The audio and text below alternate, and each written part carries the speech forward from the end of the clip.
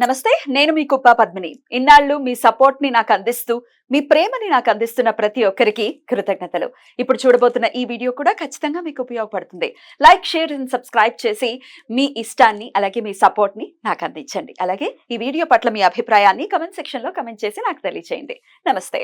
నమస్తే, welcome to our channel. నేను పద్మిని. ప్రస్తుతంతో పాటు ప్రముఖ ఆధ్యాత్మికవేత్త, నారీసేన ఫౌండర్, దత్త ఉపాసకురాలు, శ్రీపాద శ్రీవల్లభ దత్తపీఠ వ్యవస్థాపకురాలు శ్రీమతి లతా దత్త గారు మనతో పాటు ఉన్నారు. మాట్లాడదాం. నమస్తే అక్క. నమస్తేరా.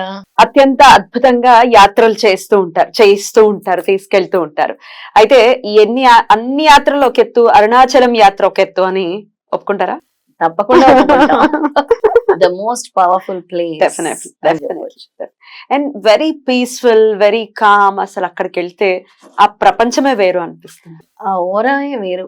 అంటే ఆ పాజిటివ్ ఎనర్జీ, ఆ కాస్మిక్ ఎనర్జీ, మనం తీసుకున్నటువంటి ఎనర్జీ అరుణాచలంలో వర్ణించలేనిది. ఇక అది కార్తీక మాసంలో చేసేటటువంటి అరుణాచలం యాత్ర అంటే ఇంక ఏమని వర్ణించాలి దాని గురించి? కార్తీక మాసంలో ఈశ్వరుడు దర్శనం మనకి ఎటువంటి, అంటే ఇలాంటి క్షేత్రాలు ముఖ్యంగా చెప్తున్నా, అరుణాచలేశ్వరుడు అంటేనే ఒక ఎనర్జీ మనలోని ఓరా మొత్తం చేంజ్ చేసేస్తుంది.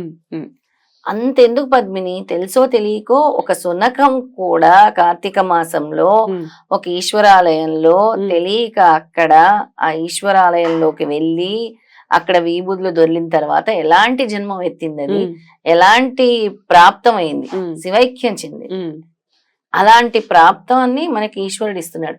ఇంకా అరుణాచలేశ్వరుని కార్తీక మాసంలో దర్శించడం అంటే వేల వేల జన్మల పుణ్య ఫలము. ఖచ్చితంగా. అలాగే మన మోక్షానికి, అంటే మన ముక్తికి మార్గం అని చెప్పుకోవాలి. ఇక ముక్తి అంటే ఈ మెటీరియలిస్టిక్ థింగ్స్ గురించి ఒకసారి మాట్లాడుకుంటే, కష్టాల నుంచి కూడా మనం ముక్తి పొందాలి కదా. దానికి కూడా స్వామి అనుగ్రహిస్తారు, అందులో ఎటువంటి సందేహం లేదు. ఇప్పుడు ముక్తి మోక్షం అంటే వెంటనే నీకేదో చివర్లో వచ్చేది ముక్తి మోక్షం కాదు.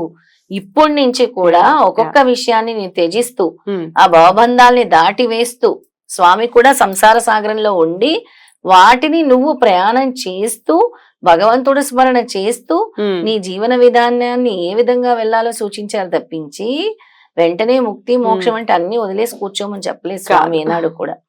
వీటిని నువ్వు ఎలా అధిగమించాలి, ఈ ప్రక్రియని స్వామి మనకి తెలియచేస్తారు. అంటే ఒక్కొక్కసారి ఒక్కొక్క విధానాన్ని ఆయన మనకిస్తారు. ఒక్కసారి వెళ్ళి 10 కోరికలంటే స్వామి ఇవ్వడు, ఒక్కసారి వెళ్ళి ఒకటే ఇస్తాడు. సో నవంబర్ 22వ తారీఖున మనం యాత్ర అంటే హైదరాబాద్ నుంచి స్టార్ట్ అవుతుంది. 22వ తారీఖు ఈవినింగ్ సుమారు 4-5 ఆ టైంలో మనం స్టార్ట్ అవుతాం. అయితే అష్టమి నాడు అక్కడ ఉండబోతున్నాం. బహుళపక్ష అష్టమి నాడు, కార్తీక బహుళపక్ష అష్టమి. అయితే అనఘాష్టమి కూడా అరుణాచలంలో చేయించాలి అని సంకల్పించుకున్నారు. అవును, అనఘాష్టమి వ్రతం అరుణాచలంలో. అసలు ఇంకని ఏవి చెప్పలేము దీనికైతే. దీని గురించి ఒకసారి చెప్పండి అక్క. అసలు ఒక్కసారి అనఘాష్టమి వ్రతం చేస్తేనే ఎంతటి ఫలమో, అలాంటిది కార్తీక మాసంలో అరుణాచల క్షేత్రంలో అనఘాష్టమి వ్రతం చేయటం వల్ల విశేషమైన ఫలితము స్వామిస్తున్నారు. మన అనేక జన్మలు ప్రారబ్ధ కర్మలు ఎటువంటివి చేసుకున్నాం వాటిని తొలగించటానికి ఈ అనఘాష్టమి వ్రతము ఈ అరుణాచల క్షేత్రంలో చేయటం వల్ల ఉద్యోగంలో ప్రమోషన్లు, ఉద్యోగం లేని వారికి ఉద్యోగ అవకాశము, పెళ్లి కాని వారికి పెళ్లిలు, పెళ్లి కాని కన్యలు, పెళ్లి కాని అబ్బాయిలు ఎవరైనా సరే వచ్చి ఈ క్షేత్రంలో మనం చేస్తున్నటువంటి అనఘాష్టమి వ్రతం గనక చేసుకుంటే వెంటనే 6 నెలల్లో వాళ్ళకి అద్భుతమైన రిజల్ట్ ఖచ్చితంగా వస్తుంది, వచ్చి తీరుతుంది. క్షేత్రంలో వ్రతం చేయటం అనేది చాలా చాలా చాలా ఫలదాయకమైనది. అది చేయించబోతున్నారు అనఘాష్టమి వ్రతం. అరుణాచలంలో అనఘాష్టమి వ్రతము ప్లస్ గిరి ప్రదక్షిణ. ఆబ్వియస్ గా గిరి ప్రదక్షిణ అందులో సమస్య లేదు. సాయంకాలం ఎండంతా తగ్గిపోయిన తర్వాత, ఎందుకంటే ఎంత చలికాలం అయినా ఎండ ఉంటుంది.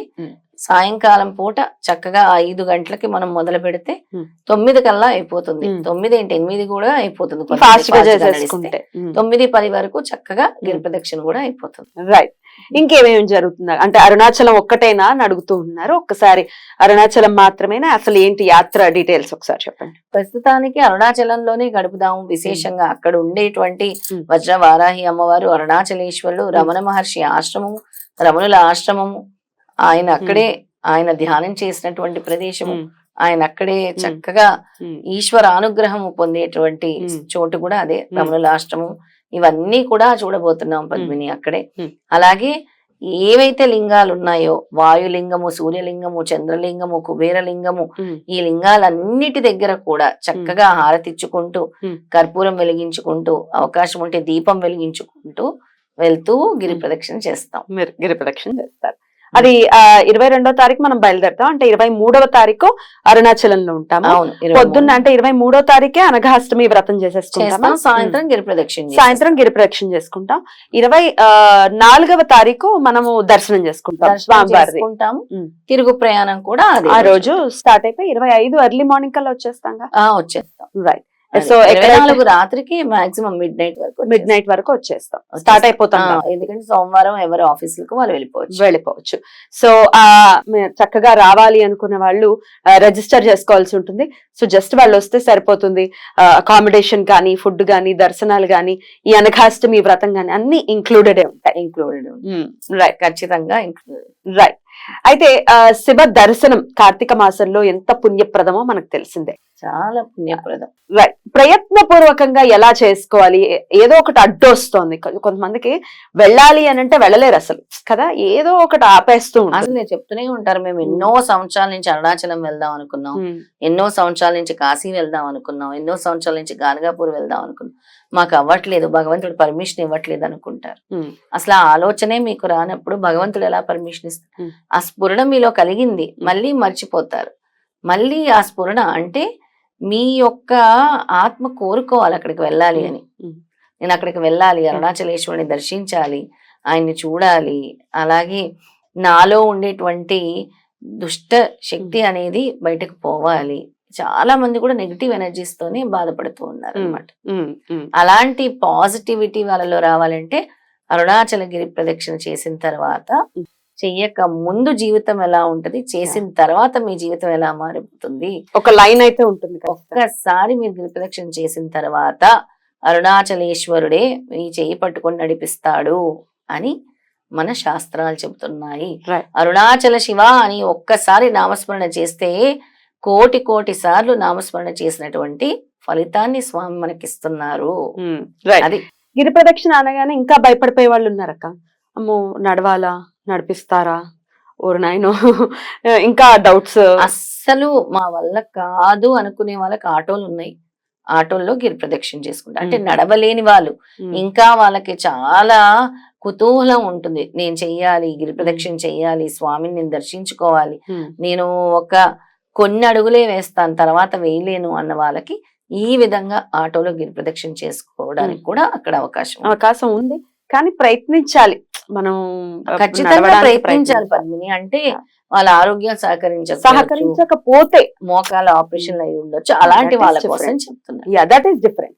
కానీ ఎంతో కొంత ఓపిక ఉంది, కానీ ముందే భయపడిపోకూడదు కదా, అస్సలు భయపడకూడదు. ముందే చెయ్యగలిగే శక్తి నాకు ప్రసాదించు తండ్రి ఈశ్వర అని కోరుకోవాలి. అసలు ఆ కొండ మొత్తం స్వామివారే, ఆయన మీద వదిలేయాలి అంతే భారం. కార్తీక దీపం వెలిగేటటువంటి మాసం ఇంకా కనపడుతూ అక్కడ కార్తికేయ దీపం అంటారు.